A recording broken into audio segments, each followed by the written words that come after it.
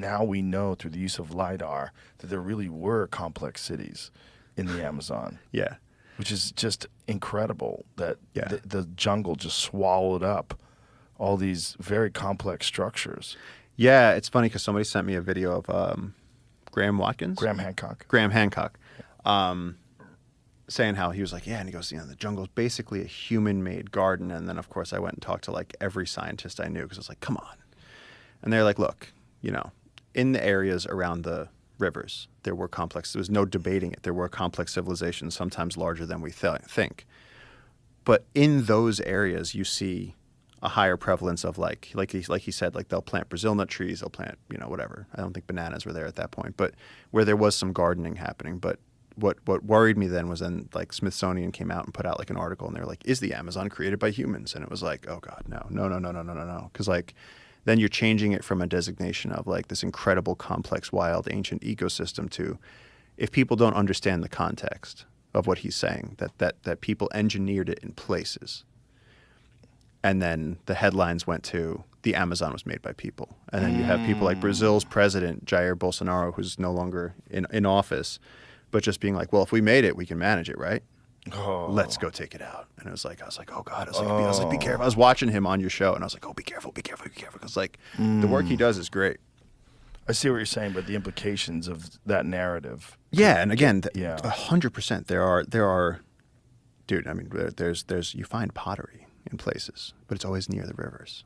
Like there's evidence of ancient civilizations. You want to hear the craziest thing? One of my guys found a stone axe head. Now here's the thing: the uncontacted don't have rocks. You won't find a rock on our river. There's clay. There are no rocks. They found a stone axe head in the jungle, at a site from the uncontacted. But what that means is that the uncontacted tribe had a stone axe head that they've been holding on to since like Inca times. Wow. And someone forgot it at the camp. And so you're talking about civilization carrying around something from a previous civilization that they don't know where they got it from. It's like incredible. Wow. Because you cannot find there are no rocks like that on our river. It was like a smooth gray stone shaped into like a blunt axe head with, made, so you could attach it to a stick. And they found this on the beach and they'd been using it to like clean turtles. But we don't have those rocks. That's more like an Inca type of thing. So this has been floating around through various people's hands in the jungle for decades, centuries, who knows? And what do they think about where that came from? It's lost technology that they don't understand anymore. So the thing about the Lost City of Z was that there was a previous expedition that had encountered these cities and these incredible, beautiful, complex cities. And they described how elaborate their clothing was and their culture, their agriculture. And so then when the next expedition went back, there was no one there because they had killed everybody with diseases. This is the the theory, right? Yeah, and I mean, Orellana was the first person to like go descend the Amazon, which the thing that always drove me crazy about that was that they came down the Andes, made their way down the entire Amazon, and then like looked at the stars, figured out where Spain was, built a whole other ship, and sailed home. Like, think about that for a second. They built a whole other ship. You built a whole pirate ship and sailed to Spain based off the stars. Wow. And like now, like you look at us now and it's like, are we smarter than that now? Like how many people can find your way anywhere without like what is your smart, phone? Really? What smart is your ability to use information correctly. Now, what information do you have? Like they had information that we don't have because they needed to be able to navigate using the stars. And they didn't have to deal with the kind of night pollution that we have. The light pollution that we have at night it's one of the greatest tragedies about modern civilization is that we've blacked out one of the most spectacular things that you could ever see. The thing that really centers us and humbles us, which is the view of the stars. Yeah. I went to the Keck Observatory a few years back. I went last year, but it was really good last year, but not this one time. The Keck Observatory is in Hawaii on the Big Island, and you go way, way, way up through the clouds, And the view of the cosmos is like you are in a spaceship with a clear glass windshield and you see everything. There's no light pollution on the island because they have diffused lighting for all their street lights, specifically designed so that it doesn't fuck with the telescopes. Wow. And so when you're up there, I'll never forget it. The one time that I went, which was at least 15 years ago, maybe 16 years ago, that one time was so spectacular that it changed my view of like Earth in the relationship to the cosmos just by seeing it.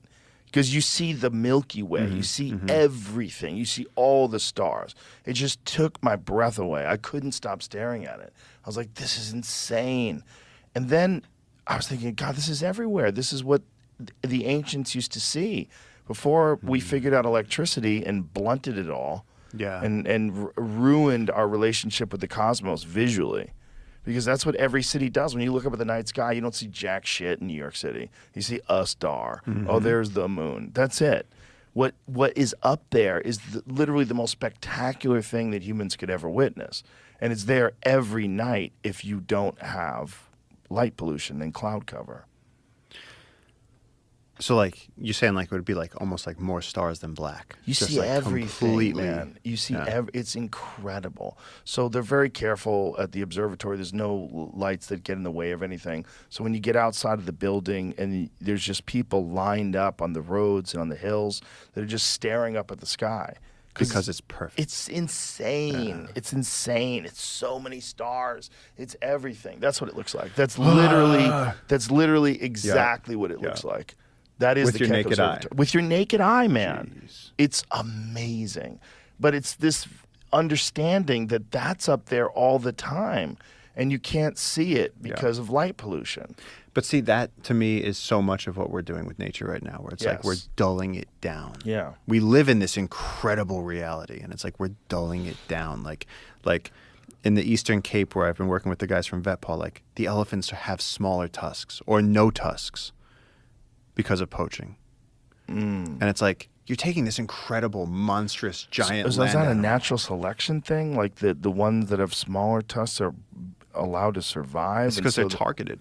Yeah, Right. they're targeted for the big tusks. So the big tusk ones are getting killed, Yeah. and so somehow in response to that, Yeah. they're developing smaller tusks so that they're less attractive? to the point that they're even having no tusks. It's like it genetically bottlenecked them so quickly because over the last 100 years, the humans were all going for the big tuskers, and now these monster tuskers, like the really big ones where they touch the ground, there's only a few of them left. That is so wild. And so and then moose, like in Maine, they have smaller antlers, and like we're actually like we're dulling down the magnificence of the universe. Like